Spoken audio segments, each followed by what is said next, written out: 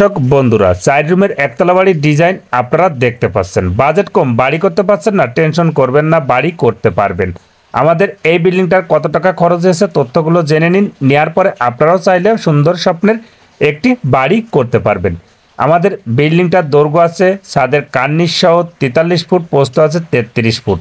ছাদের স্কয়ার আছে প্রায় 1400, জমি লেগেছে 3 শতক 17 পয়েন্ট। আপনারাও চাইলে এভাবে একটি সুন্দর বাড়ি করতে পারবেন। আমাদের এই বিল্ডিংটার টোটাল ফাউন্ডেশন থেকে ছাদ পর্যন্ত কত টাকা খরচ হয়েছে এবং অল কমপ্লিটে কত টাকা খরচ আসতে পারে সব তথ্য জেনে নিন। নেওয়ার পরে আপনিও বাড়ির কাজ শুরু করুন। এবং প্রত্যেকটা বাড়ি করার আগে আপনারা ফাউন্ডেশন একটু গুরুত্বপূর্ণ নেবেন, সেটা আরসিসি অথবা ব্রিক্সের, যেটাই করবেন বাড়ির মেন ফাউন্ডেশন। আমাদের এই বিল্ডিংটার টোটাল ফাউন্ডেশনটা করা হচ্ছে 2 তলা এবং চতুর্পাশের ব্যাসগুলো দেওয়া হচ্ছে 4 ফিট বাই 4 ফিট, মাঝখানে দেওয়া হচ্ছে 4 ফিট বাই 5 ফিট। ব্যাসে দেওয়া হচ্ছে 16 মিলি এবং বিমে দেওয়া হচ্ছে 16 মিলি 4 পিস এবং কলমে দেওয়া হচ্ছে 12 মিলি 6 পিস। বিল্ডিংটার এটা হচ্ছে মেন গেট। মেন গেটটায় ঢুকে পাবেন একটি ডাইনিং স্পেস এবং সামনের সাইডে পাবেন 2টা বেডরুম। রুমের সাইজ 12 বাই 14 এবং ডাইনিংয়ের সামনে পাবেন একটি সুন্দর মানের সিঁড়ি রুম। সিঁড়ি থেকে উঠে আপনারা চাইলে 2 তলায় যেয়ে আপনারা সামনে 2টা বেডরুম করতে পারবেন। আমাদের এই বিল্ডিংটা সেটাই করা হবে। পিছনের পাশে 2টা বেডরুম এবং এপাশে আছে একটি ডাইনিং স্পেস, এপাশে আরও একটি টয়লেট এবং কিচেন। এবং আমাদের এই বিল্ডিংটার নিচ থেকে একতলা পর্যন্ত কত গাড়ি ইট গেছে, কত টাকা খরচ হয়েছে তথ্যগুলো জেনে নিন। আমাদের বিল্ডিংটার টোটাল এতটুকু কাজের জন্য খরচ হয়েছে প্রায় 13.5 লক্ষ টাকা। কিসে গেছে সেই টাকাটা আপনারা জেনে নিন। এই বিল্ডিংটার টোটাল নিচ থেকে একতলা ছাদ পর্যন্ত রডের প্রয়োজন হয়েছে 3800 কেজি এবং পিকেটের প্রয়োজন হয়েছে নিচ থেকে ছাদ পর্যন্ত 6 গাড়ি অর্থাৎ 12,000।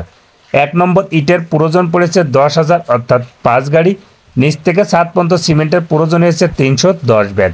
আপনারাও চাইলে এভাবে সুন্দর স্বপ্নের একটি ভবন তৈরি করতে পারবেন। অনেকে আগেরটাই আইতসে করেন, ভাই বাড়ি করব কিভাবে, এত টাকা খরচ এবং কম তথ্য জানিয়েছেন। আমাদের কম তথ্য জানানোর কোনো প্রয়োজনই আসে না।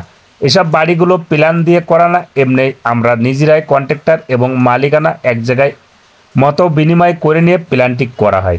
আসলে একটি প্ল্যান করে নিয়ে বাড়ির কাজটা করা সব থেকে উত্তম। গ্রামগঞ্জে কাজ কখনো কেউ প্ল্যান করতে চায় না এবং করার চিন্তাও করে না। এই ভুলটা করবেন না। আপনারা চাইলে ইঞ্জিনিয়ারদের প্ল্যান করে নিতে পারেন, তা নাহলে দক্ষতা কন্ট্রাক্টর দেখিয়ে আপনারা সুন্দর স্বপ্নের একটি বাড়ির প্ল্যান করতে পারবেন। ভিডিওটি যদি ভালো লেগে থাকে লাইক কমেন্ট শেয়ার করবেন, নতুন হলে পেজটি ফলো করবেন। কথার মধ্যে কোনো ভুল হলে আপনারা কমেন্টের মাধ্যমে জানাতে পারেন, উত্তরটা পেয়ে যাবেন। প্রত্যেকটা বিল্ডিংয়ে আমি আপনাদেরকে বলে থাকি লিন্টনের হাইট কতটুকু দেবেন। ফ্লোর থেকে আপনারা লিন্টনের হাইট 7 ফিট, দরজার হাইটও 7 ফিট করবেন।